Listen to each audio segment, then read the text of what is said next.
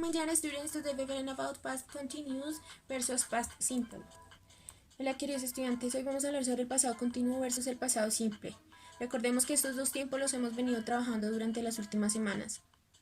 Past simple. It is used for an action that starts and ended in the past. For example, I saw the ghost last Friday. Primero, usamos el pasado simple para una acción que inició y terminó en el pasado. Por ejemplo, vi un fantasma el viernes pasado. The second, for repeat actions in the past. For example, when I was young, I watched lots of TV every day. I always gave flowers to my mother. Segundo, para repetir acciones en el pasado. Por ejemplo, cuando estaba joven veía mucha televisión todos los días. The third, regular and irregular past simple verbs. For example, I talked to my uncle yesterday. I felt sick yesterday, so I went to the doctor. Tercero, recordemos que con el pasado simple utilizamos los verbos regulares e irregulares. Por ejemplo, yo hablé con mi tío ayer. Past continuous. It is used for one talking about two actions in the past.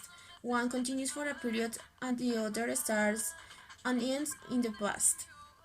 For example, while I was talking on the phone, someone stole my car. I was making my breakfast when my sister knocked at the door. This sentence usually use when and while. When equals short action, while equals long action. Tenemos el pasado continuo y recordemos que primero este es usado cuando hablamos sobre dos acciones en pasado, una que continúa por un periodo y la otra que inició y terminó en el pasado. Por ejemplo, mientras hablaba por teléfono, alguien robó mi carro. Estas oraciones usualmente las usamos con when y con while, cuando y mientras. Cuando para acciones cortas y mientras con acciones largas. To talk about two actions in the past, both happening over a period. For example, I was working in my computer and my children were watching television. Entonces también lo usamos para hablar sobre dos acciones en pasado que estaban pasando, ambas, sobre un periodo. Por ejemplo, estaba trabajando en mi computador y mi niño estaba viendo televisión. To talk about temporary activities taking place over a period of time. For example, I was living in Boston when it happened. She was traveling to New York while her parents were touring Italy. También lo usamos para hablar sobre actividades temporales tomando lugar sobre un periodo de tiempo. Por ejemplo, estaba viajando a Boston cuando eso pasó. Ahora vamos a hablar sobre la estructura del pasado simple. Tenemos la forma afirmativa, negativa y de pregunta. Entonces, para la afirmativa recordemos que primero colocamos el sujeto, luego el verbo, sea regular o irregular y terminando con un complemento. For example, I played soccer last week. I saw the movie yesterday. La forma negativa nos dice que debemos colocar primero el sujeto, luego el auxiliar did, luego la negación, luego el verbo en su forma base. Recordemos que gracias al auxiliar did el verbo pasa automáticamente a tiempo pasado. Por último el complemento. For example, I didn't play soccer last week. Vamos con la forma de pregunta.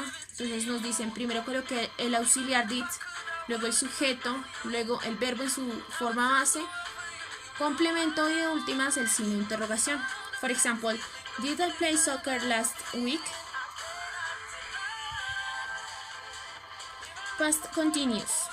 Ahora vamos a ver la estructura del pasado continuo para la forma afirmativa, negativa y de pregunta. Entonces, para la forma afirmativa nos dicen primero coloqué un sujeto, luego el auxiliar was o were, que es el pasado del to be, luego un verbo terminado en ing, por último el complemento. For example, I was playing soccer with my friends.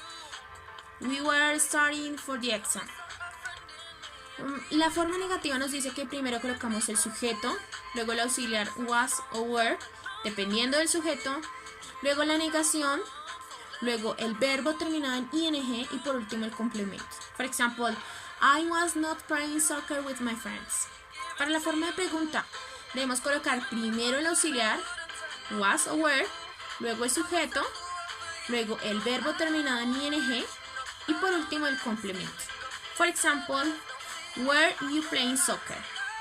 Por favor, no olvidemos. Okay, my dear students, don't forget practicing your home.